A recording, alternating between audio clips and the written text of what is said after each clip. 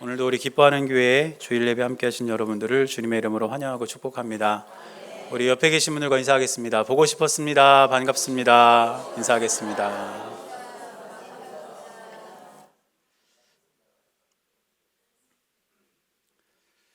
제가 주일날 보고 싶었습니다 이렇게 인사하는 건 저희 진심이거든요. 여러분들도 그렇게 인사하실 때 진심으로 이렇게 인사하시는 거죠? 네, 우리 성도님들 항상 서로를 그리워하며 살다가 또 이렇게 주일날 예배 자리에 나가서 만나면 반갑게 인사하고 또 주님 주시는 은혜와 사랑을 우리가 이렇게 잘 나누며 살아갈 수 있는 그런 은혜가 우리 모두에게 있게 되시기를 간절히 바랍니다. 이제 오늘부터 오후 예배 때 우리 기독교 교리 연구 본격적으로 이제 함께 공부를 하게 될 텐데, 오늘 우리가 함께 나눌 그 교리 공부 내용이 성경에 대한 내용입니다. 하나님의 말씀에 대한 내용인데, 그래서 오늘 주일 낮 예배도 그 하나님의 말씀에 대해서 함께 은혜를 좀 나누려고 합니다. 우리가 가진 성경이 다른 책들과 결정적으로 다른 것이 하나 있습니다. 그게 무엇이냐면 성경에는 하나님의 말씀이 기록되어 있다는 것입니다. 그런데 하나님의 말씀이 기록된 것이 왜 결정적으로 다른 차이냐? 그것은 하나님의 말씀에 담긴 권위와 힘이 있기 때문입니다. 우리가 잘 알고 있는 것처럼 창세기 1장 1절 이하에 보면 태초에 하나님이 천지를 창조하시니라, 이 말씀 뒤에 하나님께서 온 우주를 창조하시는데 무엇으로 창조하시냐면 하나님의 말씀으로 창조하십니다. 그래서 하나님의 말씀이 이 우주 가운데 떨어지는 순간 그 말씀대로 온 세계가 그대로 창조된 것입니다. 그래서 그 말씀에는 하나님의 권위가 있고 능력이 있고 힘이 있는 줄로 믿습니다. 그런데 그 말씀이 기록된 책이 바로 성경이라는 것입니다. 그래서 우리가 가진 이 성경은 다른 책들과는 완전히 다른 아주 특별한 책이고, 우리는 이 성경으로부터 하나님의 말씀을 듣고 하나님의 뜻을 깨달을 수 있다는 사실을 우리는 반드시 기억해야 될 줄로 믿습니다. 그래서 히브리서 4장 12절과 13절 말씀을 보면 하나님의 말씀에 대해서 어떻게 기록하냐면 이렇게 말합니다. 하나님의 말씀은 살아있고 활력이 있어 좌우의 날선 어떤 검보다도 예리하여 혼과 영과 및 관절과 골수를 찔러 쪼개기까지 하며 또 마음의 생각과 뜻을 판단하나니 지으신 것이 하나도 그 앞에 나타나지 않음이 없고 우리의 결산을 받으실 이의 눈앞에 만물이 벌거벗은 것 같이 드러나느니라. 이처럼 하나님은 살아계신 말씀으로 온 세상을 창조하셨을 뿐 아니라 그 말씀은 여전히 살아있는 말씀이 되어서, 그리고 능력 있는 말씀이 되어서 우리 가운데 임하고 있는 줄로 믿습니다. 그런데 요한복음을 기록한 사도 요한은 요한복음 1장 1절에서 의도적으로 창세기 1장 1절과 말씀을 연결시켜서 쓰고 있습니다. 그래서 요한복음 1장 1절에 보니까 이렇게 기록하고 있습니다. 태초에 말씀이 계시니라. 이 말씀이 하나님과 함께 계셨으니 이 말씀은 곧 하나님이시니라. 요한은 예수님을 설명하면서 이 창세기 1장 1절과 연결함으로써 예수님과 말씀을 동일시합니다. 즉 말씀에 담긴 권위와 권능이 예수님에게도 있다는 것이고, 예수님의 입술에서 떨어지는 말씀 한 구절 한 구절이 온 세상을 창조하신 하나님의 그 권위 있는 말씀과 동등한 지위를 갖고 있다는 것을 요한은 가장 먼저 이야기하면서 자신의 복음서를 쓰고 있는 것입니다. 그래서 복음서에서 우리가 읽는 예수님의 말씀에도 능력이 있고 권위가 있고 힘이 있고 하나님께서 우리 주시는 권세가 있는 줄로 믿습니다. 그래서 우리는 하나님의 말씀을 읽을 때마다, 특별히 복음서에서 기록되어 있는 예수님의 말씀을 우리가 읽을 때마다 예수님의 말씀 한마디 한마디에 권위가 있고 능력이 있다는 사실을 기억할 때에 그 말씀이 우리의 마음밭에 심겨지면, 그리고 우리의 삶 가운데 그 말씀이 들어오면 우리의 삶에도 그 말씀의 능력이 임하고 우리의 삶에도 놀라운 은혜가 임하게 된다는 것을 기억할 수 있는 저와 여러분들의 삶이 될 수 있기를 간절히 바랍니다. 그런데 오늘 우리가 읽은 본문의 말씀을 보니까 예수께서 이르시되 이렇게 시작되는 예수님의 말씀이 몇 가지가 있습니다. 즉 예수님께서 예수님의 입술을 열어서 선언하신 그 말씀이 예수께서 이르시되 이런 표현을 통해서 몇 가지로 지금 소개되고 있는 것입니다. 그래서 이 내용을 함께 살펴보면서 예수님께서 말씀하신 그 말씀이 어떤 의미를 갖는지, 그리고 그 말씀을 우리가 어떻게 받아들일 때 우리에게 은혜가 있고 우리의 삶에 힘이 되는지 살펴보고자 합니다. 첫째로 예수께서 이르시되 이렇게 말씀하신 것은 무엇이냐면 돌을 옮겨 놓으라는 것이었습니다. 오늘 본문의 39절 말씀 보니까 예수님께서는 이렇게 말씀하십니다. 예수께서 이르시되 돌을 옮겨 놓으라 하시니 그 죽은 자의 누이 마르다가 이르되 주여 죽은 지가 나흘이 되었음에 벌써 냄새가 나나이다. 이렇게 기록하고 있습니다. 지금 예수님께서 사람들에게 명령하신 것이 뭡니까? 돌을 옮겨 놓으라는 거예요. 무덤 앞을 이렇게 가로막고 있는 그 돌을 좀 옮겨놔라. 이게 지금 예수님께서 사람들에게 요청하신 말씀이었습니다. 그러면 돌을 옮겨놓으라는 그 말이 쉬운 말일까요? 아니면 어려운 말일까요? 지금 여러분들도 여기서는 쉬운 말, 저기서는 어려운 말 그러시는데 제가 이해하기 쉽게 말씀드릴게요. 우리 2층으로 올라가는 현관문 앞에 은서가 타는 자전거가 이렇게 가로막혀 있었어요. 근데 어떤 분이 오시더니 저 자전거 좀 치워주십시오 이렇게 말했어요. 이게 쉬운 일입니까? 어려운 일입니까? 쉬운 일이죠? 네, 쉬운 일입니다. 돌을 옮겨놓으라는 것은 어려운 일이 아니에요. 쉬운 일이에요. 근데 제가 이 말씀을 이렇게 읽다 어떤 이야기가 생각이 났냐면 제가 군대에 있을 때 있었던 이야기가 하나 생각이 났어요. 남자분들은 이제 다 군대에 이렇게 다녀오시게 되는데 저도 군대에 이제 입대해서 훈련소에서 훈련을 다 마치고 부대로 이제 이렇게 배치를 받아서 갔습니다. 그런데 부대에 가면 제일 먼저 이제 해야 되는 것 중에 하나가 뭐냐면 경계 근무예요. 그래서 보통은 이제 선임 1명, 후임 1명 이렇게 2인 1조로 이제 경계 근무를 나갑니다. 우리 남자분들은 경험하신 분들은 아실 거예요. 그 경계 근무를 나가면 뭐 2시간이고 3시간이고 이제 경계 근무를 써야 되니까 심심하잖아요. 그러니까 고참이 후임한테 뭐 이렇게 자꾸 시켜요. 근데 제가 이제 군대 가기 전에 저희 이제 교회 선배들한테 들었던 얘기가 뭐냐면 군대 가서 고참이 뭐 시키면 무조건 할 수 있다고 해라. 무조건 할 수 있다고 하고 그냥 죽은 척이라도 해야 된다. 이런 얘기를 해주는 거예요. 그래서 저도 이제 부대에 처음 갔더니 저희 이제 내무반에 있는 고참이 저한테 그러더라고요. PX 가서 소총을 사오라는 거예요. 근데 아무리 제가 어리숙해 보여도 PX에서 소총 안 파는 걸 알거든요. 그럼 그 고참한테 PX에서는 소총 안 팔지 말입니다. 그랬다가는 난리 나는 거 아닙니까? 그러니까 그냥 못 이기는 척 PX 가서 이제 소총 달라고 했다가 또 한 소리 듣고 이제 와서 소총 안 판다는데요 이러고 이제 그런 상황이에요. 근데 이제 경계 근무를 나갔는데 고참이 저한테 이제 말을 하는 거예요. 여자친구 있냐? 없습니다. 그러니까 여기 고참은 연애 이야기를 듣고 싶었던 거예요. 경계 근무 서면서. 여자친구 없다니까 이제 그럼 이제 이건 끝났고 사회에서 뭐 하다 왔냐? 학교 다니다 왔습니다. 이것도 이제 재미없는 일이잖아요. 그래서 뭐 술 마셔봤냐? 안 마셔봤습니다. 담배 필 줄 아냐? 못 핍니다. 그러니까 좀 재미있게 해줘야 되는데 이게 경계 근무 설 때 재미가 하나도 없는 거예요. 그러니까 이 고참이 이제 마지막으로 저한테 뭐라고 하냐면 너 노래하면서 춤 좀 춰봐. 그러는 거예요. 여러분이 저를 딱 보실 때 노래하면서 춤추라고 하면 제가 잘 출 것 같으세요? 못 출 것 같으세요? 저를 여러분 잘못 보시는 거예요. 근데 좀 당황스럽더라고요. 노래하면서 춤춰보라고 하니까. 그래가지고 제가 기도를 했습니다. 하나님 지혜를 주십시오. 지금 고참이 노래하면서 춤을 추라고 하는데 하나님의 지혜가 필요합니다. 근데 그때 주님이 저한테 지혜를 주셨어요. 그래가지고 제가 고참이 보는 앞에서 노래하면서 춤을 췄습니다. 어떻게 춤을 췄냐면 손을 높이 들고 주를 찬양 이랬더니 그 다음날 부대에 소문이 쫙 퍼졌는데 이상한 신병이 들어왔다. 이렇게 소문이 쫙 퍼진 거예요. 근데 그 이후로 제 경계 근무는 편해졌습니다. 왜냐면은 고참이 이제 제가 어떤 사람인지 아니까 자기가 얘기해줘요. 재밌는 얘기도 자기가 하고 노래도 자기가 부르고 춤도 자기가 추고 자기가 다 알아서 하더라고요. 근데 왜 제가 이 이야기가 생각이 났냐면 군대에서도 고참이 한마디만 떨어지면 그대로 다 해야 됩니다. 이게 뭐 부당한 말이어도 해야 되고 하기 어려운 일이라도 해야 돼요. 이게 사람의 말인데도 그런 특수한 집단에 들어가면 그런 일이 있다는 것이죠. 그런데 권위가 있고 권세가 있고 능력이 있는 예수님의 말씀이 우리에게 떨어졌습니다. 근데 그 말씀이 지키기 어려운 말도 아니었어요. 돌을 그냥 옮겨 놓으라는 거예요. 예수님께서 저와 여러분들에게 하시는 말씀은 어려운 말이 아닙니다. 예수님이 사람들에게 가서 나사로를 살려내라, 기적을 일으켜라 이렇게 말씀하신 게 아니라 돌만 좀 옮겨놔라 이렇게 말씀하셨다는 거예요. 또 복음서를 보면 예수님께서 수많은 기적을 일으키시는 그런 상황을 보면 예수님은 한 번도 어려운 말씀을 안 하십니다.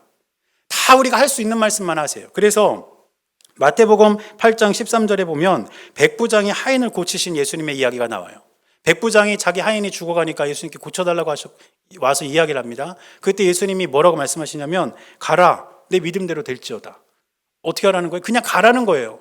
네가 가서 고쳐라, 용안의 요원을 불러와라, 이게 아닙니다. 그냥 가라는 거예요. 가라. 얼마나 쉬워요. 그냥 갔더니 고쳐진 거 아닙니까? 또 마태복음 14장 13절, 그리고 같은 본문 누가복음 9장 10절 이하, 여기는 오병이의 기적이 나오는 본문입니다. 오병이의 기적이 어떻게 일어났습니까? 예수님께서 제자들에게 그 오병이어를 축사하신 다음에 떼어 나눠줘라. 어려운 일입니까?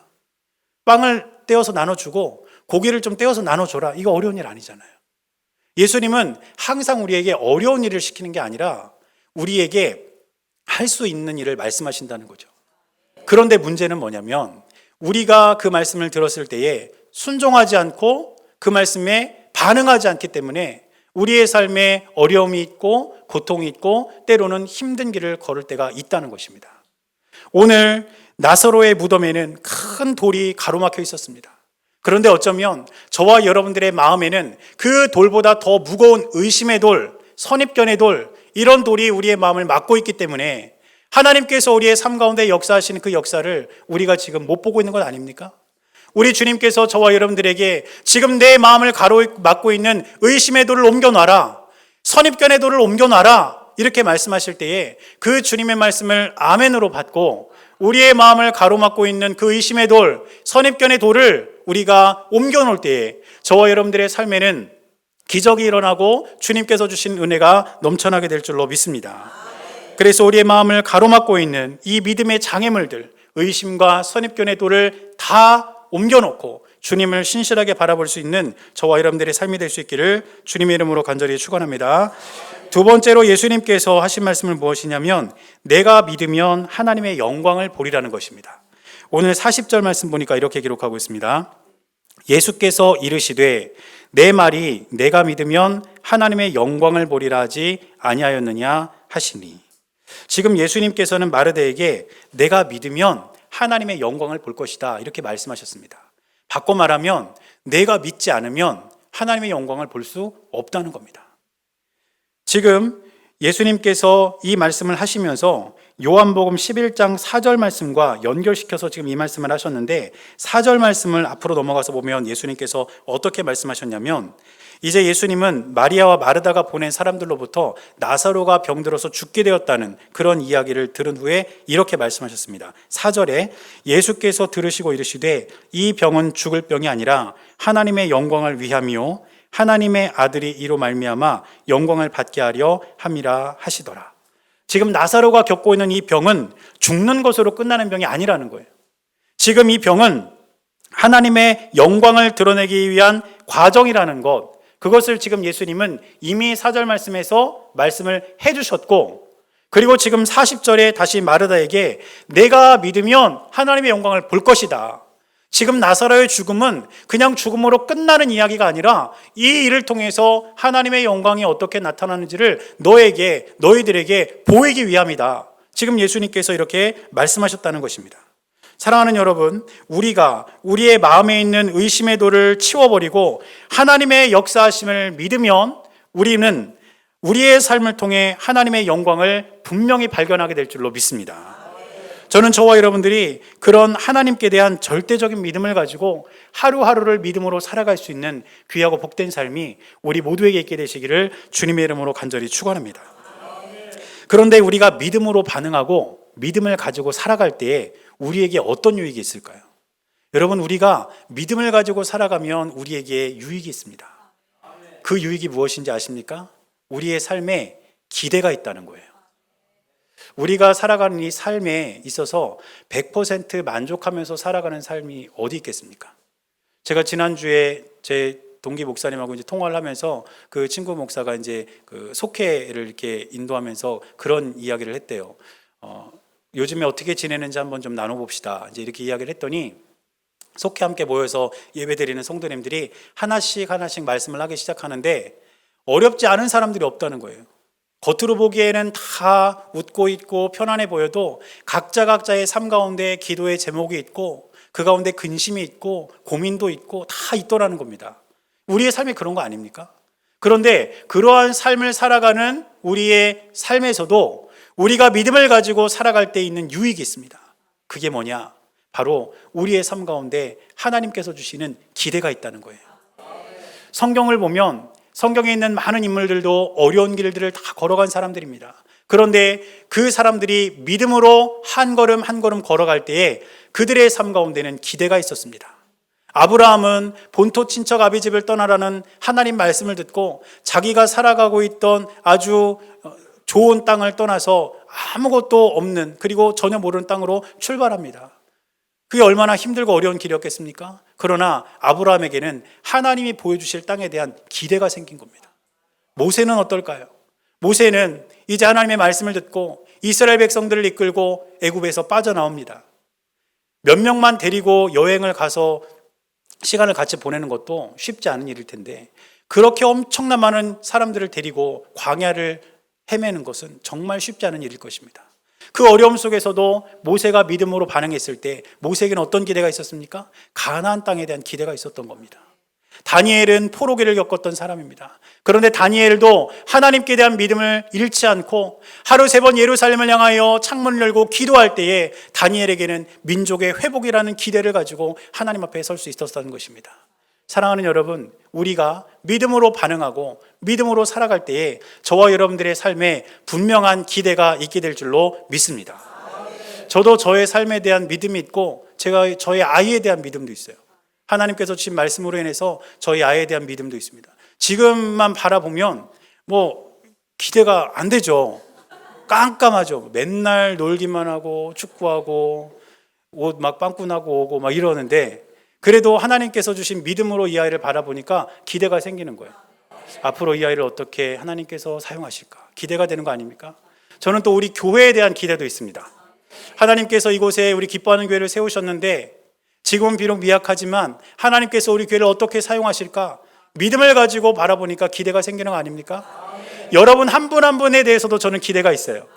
여러분들을 위해 새벽마다 기도하면서 지금 우리 권사님, 우리 집사님 이런 어려움을 겪고 계시지만 하나님께서 함께 하실 때에 우리 집사님의 가정에, 권사님의 가정에, 장로님의 가정에 하나님 주시는 놀라운 은혜가 있을 것이라는 기대가 있습니다.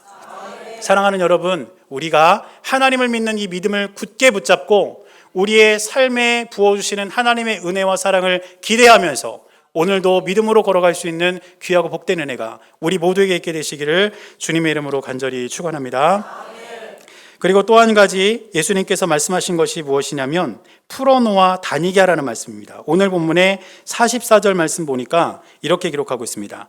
죽은 자가 수족을 배로 동인 채로 나오는데 그 얼굴은 수건에 쌓였더라. 예수께서 이르시되 풀어놓아 다니게 하라 하시니라. 예수님께서 또한 뭐라고 말씀하셨냐면 풀어놓아 다니게 하라. 지금 우리 가운데 있는 의심의 돌을 치워놓고 믿음으로 반응할 때 기적이 일어난 겁니다. 나사로가 살아난 거예요. 그런데 그 살아난 나사로를 향해서 이제 주위에 있는 사람들에게 예수님이 뭐라고 하시냐면 풀어놓아 다니게 하라 이렇게 말씀하셨습니다. 이 나사로는 지금 이제 죽어서 장례를 치렀기 때문에 온 몸을 배로 이렇게 감싸고 있는 상황이었죠. 그런데 이제 그걸 이렇게 다 이렇게 풀지 못하고 이제 나오니까 사람들에게 저 나사로의 몸을 감고 있는 저 천을 좀 다 이렇게 걷어줘서 풀어줘서 좀 다니게 하라 이렇게 이야기하신 거예요. 그럼 이 풀어놓아 다니게 하라는 게 그냥 막 귀신처럼 막 이렇게 다니게 하라는 그런 말씀이었을까요? 그게 아니에요. 이 풀어놓아 다니게 하라는 것은 무엇이냐면 보내라는 거예요. 보내라. 예수님께서 왜 보내라고 하셨을까요? 지금 하나님 살아계심의 가장 분명한 증거가 여기 있잖아요. 그러니까 하나님이 어떻게 역사하셨는지, 하나님이 어떻게 분명히 살아나게 하셨는지를 다른 사람들에게 보이라는 겁니다. 하나님의 살아계심을 증명하고 그것을 전하라는 거예요. 그게 바로 하나님께서 사람들에게, 예수님께서 사람들에게 전하신 말씀이었던 것입니다. 사랑하는 여러분, 저와 여러분들의 삶에 우리가 의심의 돌, 선입견의 돌을 우리가 다 치워놓고 우리가 믿음대로 반응했을 때 기적이 일어나고 은혜가 임하고 기도에 응답이 있을 때 우리는 어떻게 되는지 아십니까? 무덤 안에 그냥 머물러 있는 게 아니라 우리도 다녀야 되는 거예요. 다니면서 하나님의 살아계심을 증명하고 내 삶 가운데 역사하신 하나님을 우리가 선포하고 그 주님을 증거하며 하나님께 영광을 돌리는 우리 모두의 삶이 되어야 할 줄로 믿습니다. 저는 오늘 이 말씀을 준비하면서 특별히 저에게 은혜가 되고 깨달음이 되었던 구절이 하나 있습니다. 그게 뭐냐면 43절 말씀이에요. 43절 말씀을 보니까 이렇게 기록하고 있습니다. 이 말씀을 하시고 큰 소리로 나사로야 나오라 부르시니, 이렇게 예수님께서 나사로야 나오라 이렇게 부르신 이 말씀이 저에게 큰 은혜가 되고 또 깨달음이 되었습니다. 왜냐하면 설교를 이렇게 준비하면서 제가 여러 가지 성경을 이렇게 참고를 하는데, 성경이 원래 기록된 원어 성경을 보니까 우리나라 성경으로 번역된 내용하고는 조금 다른 부분이 있더라고요. 지금 우리나라 성경에는 나사로야 나오라 이렇게 딱 두 가지로만 돼 있잖아요. 나사로야 나오라. 그런데 성경이 원래 기록된 헬라어 성경에 보면 이 나사로야 나오라라는 이 말씀이 세 부분으로 되어 있습니다. 세 부분. 그래서 여러분들이 이제 앞에 스크린 보시면 이런 헬라어가 써여 있는데, 이걸 어떻게 읽냐면 이렇게 있습니다. 라자레 듀로 엑소, 이렇게 읽어요. 라자레 듀로 엑소. 왜 엑소에서 지금 라자레는 뭐 같으세요? 나사로야 이겁니다. 나사로야. 그리고 듀로는 뭘까요? 듀로는 나오라라는 뜻입니다. 나오라. 그럼 지금 번역이 안 된 단어가 뭐냐면 엑소라는 단어예요. 그럼 지금 이 엑소는 어디가 있을까요? 노래하러 갔나요? 이 엑소가 번역이 안 됐는데, 이 단어가 왜 번역이 안 됐냐면 다른 언어로 번역하기가 굉장히 어려운 단어가 이 단어랍니다. 그런데 이 단어를 굳이 번역을 해서 표현을 해보자면 어떤 뜻이냐면 무엇이 없는 상태에서, 이런 뜻이에요. 그러니까 라자레 듀로 엑소, 이것을 쭉 번역을 해보면 나사로야 무엇이 없는 상태에서 나오라 이렇게 됩니다. 그런데 제가 이 말씀을 묵상하면서 저에게 은혜가 되고 깨달음이 됐던 건 뭐냐면, 이 말씀이 단지 나사로에게만 해당되는 말씀이었다면 예수님은 분명히 그 무엇이 없는 상태에서라는 말 앞에 공란을 남겨두시지 않으셨을 거예요. 예를 들어서 나사로야 생명이 없는 상태에서 나오라 이렇게 말씀하시든지, 나사로야 무덤에서 나오라 이렇게 하시든지, 예수님이 그렇게 말씀하셨을 텐데 그 앞에 공란을 만들어 놓고 나사로야 무엇이 없는 상태에서 나와라 이렇게 말씀하셨다는 것입니다. 그런데 저는 이 말씀을 묵상하면서 어떤 생각이 들었냐면, 지금 나사로를 향해서 나오라 말씀하시는 그 하나님의, 예수님의 선포는 나사로만 들은 것이 아니라 그 주위에 있는 무리들도 함께 듣고 있었다는 뜻입니다.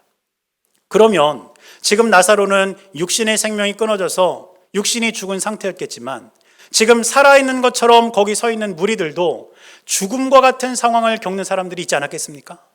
어떤 사람은 재정적인 부분에 있어서 죽음과도 같은 상황을 겪고 있는 사람이 있었을 것이고, 어떤 사람들은 사람과의 관계에 있어서 죽음과도 같이 어려운 상황을 겪고 있는 사람들도 있었을 것입니다. 또 어떤 사람은 건강의 문제에 있어서, 또 어떤 사람은 지혜의 문제에 있어서 여러 가지 문제를 가지고 죽음과 같은 상황에 있었던 그 사람들에게 예수님께서 누구누구야 무엇이 없는 상태에서 나오라 말씀하셨다면, 그 말씀을 듣는 사람 각자마다 자신이 죽음과도 같이 어려운 가운데 있는 그 상황에서 예수님의 음성을 듣고 나오게 되는 그러한 기적을 경험할 수 있게 되었던 것 아니겠습니까? 사랑하는 여러분, 지금 예수님께서 저와 여러분들에게도 말씀하십니다. 사랑하는 누구누구야 무엇이 없는 상태에서 나오라. 여러분들에게 무엇이 없는지, 여러분들에게 무엇이 힘들게 하는지 저는 알 수 없습니다. 그러나 지금 여러분들을 힘들게 하고 여러분들을 죽음과도 같은 상황으로 몰아가는 그 무엇인가가 있다면, 오늘 이 시간 예수님의 이 말씀, 누구누구야 그곳에서 나오라 말씀하시는 그 말씀을 듣고 저와 여러분들의 삶이 죽음과도 같은 그 상황에서 구원을 얻는 은혜가 있게 되시기를 주님의 이름으로 축원합니다. 그래서 우리 주님과 늘 동행할 때에 우리는 하루하루를 권위 있는 말씀, 능력 있는 말씀, 권세 있는 말씀을 통해 우리 가운데 역사하시는 주님과 늘 동행하며 믿음의 길을 걷게 될 줄로 믿습니다. 이 모든 은혜가 저와 여러분들의 삶 가운데 있게 되시기를 주님의 이름으로 간절히 축원합니다. 기도하겠습니다. 사랑하는 주님, 권세 있고 능력 있는 예수 그리스도께서 지금 우리에게 말씀하신다면 그 말씀을 우리가 믿음으로 듣게 하시고 말씀하신 대로 행하게 하셔서 우리 가운데 역사하시는 주님과 날마다 믿음으로 동행하는 귀하고 복된 삶을 살아가게 하여 주시옵소서. 우리 주님께서 함께하여 주실 것을 믿으며 살아계신 예수님의 이름으로 기도드렸습니다. 아멘.